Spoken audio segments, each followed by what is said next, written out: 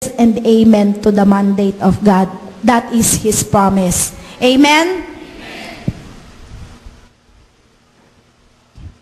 This year of acceleration will see open doors for effective ministries in our city. God will cause the doors to the city to be opened. In fact, the cities will be at our very doorstep. Church, are we ready? Yes. Are you sure? Yes. Again, I ask, church, are we ready? Yes. May na-response nyo. Alanganin pa rin kayo. God has already proven that He is working in the lives of each and every one of us. He has already shown us that He has begun the year of unusual acceleration and increase in our lives even as of last year. That is why I am asking, church, are we ready? Kailangan ko pa uling pakita sa inyo kung ano na ginagawa ng Lord. Look, it is not us who is going to do the job, but it is God through us. What is it that we are afraid of? Diba? Bakit kailangan pa rin nating mag-alangan sa yes and amen? Pinakita na ng Lord sa atin time and again ang katapatan niya sa buhay natin. Especially kung tayo ay nagre-respond sa Kanya. Why is it's so difficult for us to say, yes and amen, Lord? Hindi yung yes, amen. Why is it that up to now you're still trying to convince yourself that you are ready? You cannot claim the glory for yourself. It is the presence of God within you who is going to work it out through you. The reason why I am asking, church, are you ready? I am asking it, let me quantify or qualify.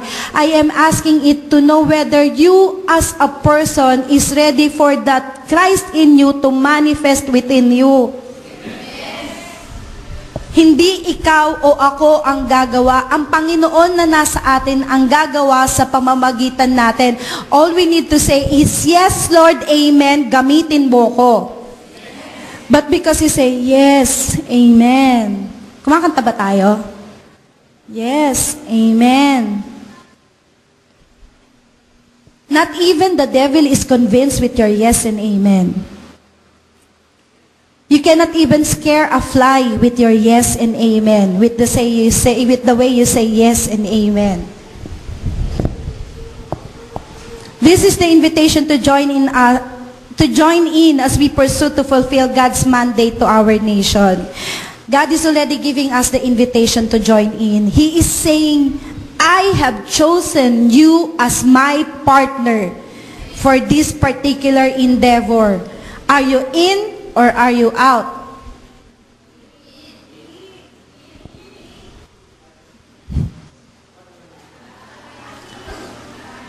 The year 2011, we need to close ranks, honor the grace, and pursue the purpose of the furtherance of the kingdom of the government of God.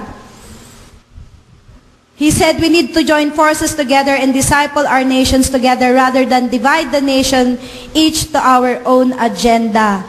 God has already knitted us together as far as I know. We are still in the process of being knitted together, but nevertheless, it has been started in the lives of each and every one of us. When Jesus sent His disciples into a region, city, or nation, He sent them with clear instructions and gave them a command to observe protocols. We who are sent each day to our work or vocation are as accountable as those sent by the apostles for ministry advancement. God is already strengthening each and every one of us as we continue to pursue our own vocation, as we continue to pursue our own work. In our vocation, in our work, we are God's ministers as well. Kung paano pinalalakas niya tayo sa mga experiences natin doon, binibigyan niya rin tayo ng pagkakataon na maging partner niya. Kung saan niya man tayo dinadala para dalhin ang kanyang salita. That is the city. Ano bang ini-expect niyo? Pupunta tayo sa Manila, magdadala tayo ng placard? Sasabihin na, "Oy, city! Pupunta tayo sa City Hall. Sino ba, Mayor? Si Lim? Sabihin natin kay Lim, bumaba ka na at kukunin na namin ng city sa'yo. Kami na mamamahala dito sa city." O sasabihin natin kay Strike, na Strike, bumaba ka na, kukunin namin tong Bacoor sa'yo. No, it doesn't work that way. Yun ba yung ine-expect nyo na city taking? Baka ganun yung ine-expect nyo, kaya ang yes, amen.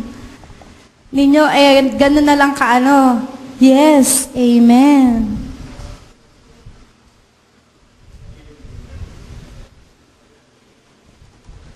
We can use these principles of accountability to harmonize with what God is doing and building in our community or city.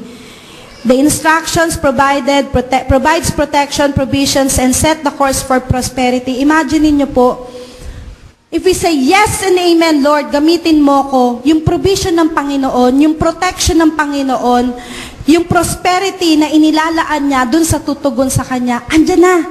Ayan na, inaantay niya na, ibabagsak niya na. Pero, ibabagsak niya na lang, narinig niya pa, yes and amen.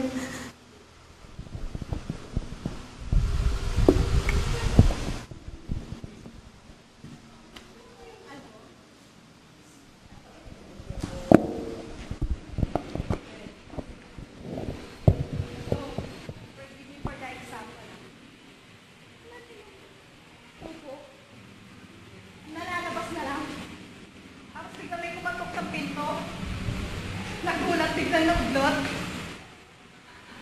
Ha? Na-imagine niya yung sinasabi ko? Ha? Ganon din po yung nararamdaman ng Panginoon sa yes and amen.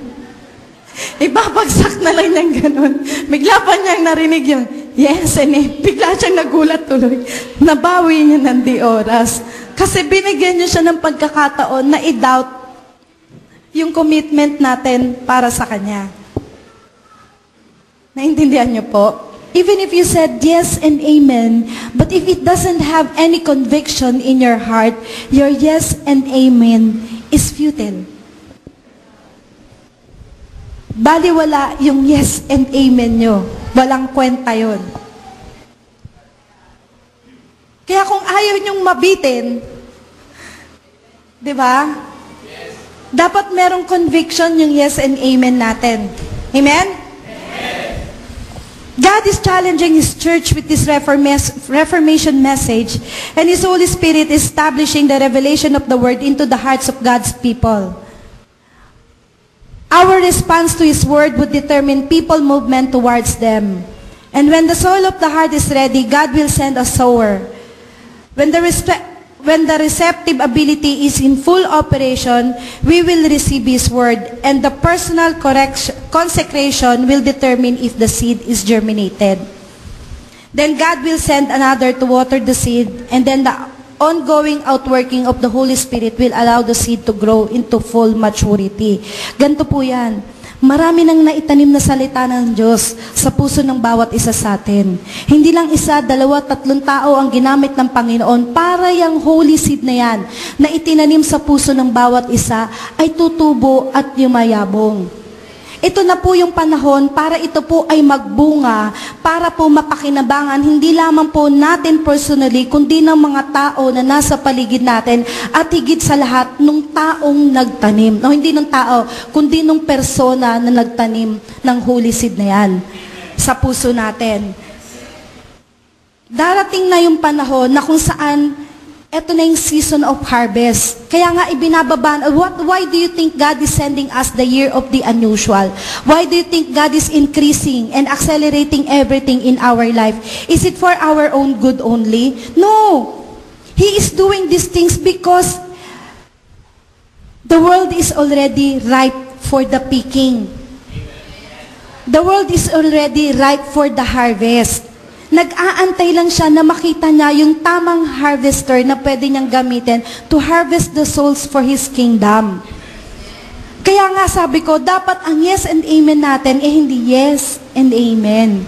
But we say yes and amen with full conviction in our heart na alam natin na pag sinabi natin yung yes and amen na yun, tutugon talaga tayo. Okay? Hindi ko po sinasabi na sa palakasan ng boses, iyon na yung magdedetermine ng conviction ng heart natin. It doesn't follow as well. Wala sa palakasan ng boses po ang conviction. Kundi yung mismong laman ng puso mo ang magsasabi po na, oo, ready ako, Panginoon, na magamit ninyo. Amen? Only when God is able to see that He has the harvesters in His hand, only then will we experience the year of unusual, the year of acceleration, and the year of increase in our life. Again, my question is, church, are we ready? Yes.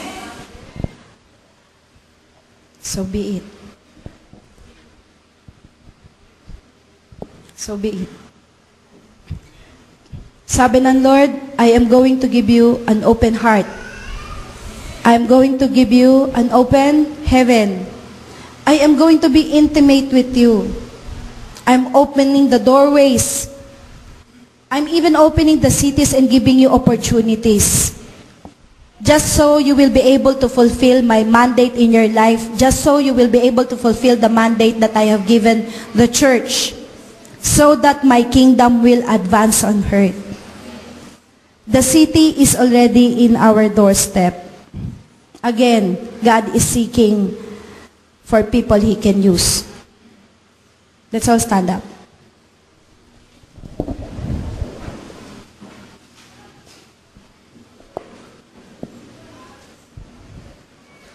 Father God in heaven, we thank you so much, Lord, for your word today, O God. I pray, O God, that indeed we will be able to respond to you, Father God, accordingly to what you are requiring from each and every one of us, O God. Let not our yes and amen be from our mouth alone. Do not allow it to be just a function of our brain, O God, or a response of our brain, O God. But let it be a conviction, a commitment that comes from the bottom of our heart, O God. That when we say yes and amen to your command, to your mandate, to our life, to our church, Lord, thank you so much that it will be an opportunity for us to be a partner unto you, O God. And Lord, may we see, Father God, the magnanimity, Father God, of this opportunity that you have given us, Lord. Salamat nga po, Panginoon, ay ipapakita niyo, Panginoon, na ito po ay isang pribilehiyo na maging kapartner po ninyo, Panginoon, para mapaunlad ang inyong kaharian dito sa lupa, O God. Salamat nga po na opportunity po ang ipinapakita niyo po sa amin, Panginoon, na kami nga po ay magamit ninyo, Panginoon, sa lahat po ng aming pinupuntahan, Panginoon. Na kami nga po ay magamit ninyo, Panginoon, sa aming trabaho, sa aming bahay, sa aming tahanan, sa aming eskwelahan, sa aming mga kaibigan, Panginoon, upang ang isalita niyo nga po, Panginoon, ay maibahagi namin, Panginoon. Not just mere words, but, Father, but a lifestyle that is seen happening unto us, O God. Salamat nga po, Panginoon, na makikita po ito sa aming pamumuhay. Hindi lamang po maririnig sa aming mga labi, Panginoon. Mismo, Panginoon, the workings of the Holy Spirit will be seen happening in our lives, O God. Lord, we thank you so much sa mga salita ninyo na binitawan niyo po sa amin ngayon, Panginoon. Patuloy nga po ito na maging kalakasan sa buhay ng bawat isa sa amin, O God. Patuloy nga po naming matandaan, Panginoon, ang mga bagay na ibinahagi niyo po sa amin ngayon. At patuloy po namin panghawakan at ideklara, Panginoon, ang katuparan ng mga pangako niyo sa aming buhay, O Diyos. Salamat nga po, Panginoon, na hindi po matatapos ang linggong ito, Panginoon, na hindi po namin na-exercise at nararanasan ng mga pangako niyong ito, Lord. Salamat nga po na patuloy po namin kikilalanin, Lord, that you are already doing unusual things in our life. That you are already accelerating things, Father God, the fulfillment of your promises to happen in our life, O God. And that you have already increased us abundantly, Father God, in every aspect of our lives, O Lord. Thank you so much, Father God, that as we part ways momentarily, O God, even your absolute protection is already upon us, O God. And as we see each other again, Father God, to strengthen each other, Father God, in your presence, it is with excitement one more time that we gather together in your name. We thank you so much, Lord, and we glorify you in Jesus' name. Amen.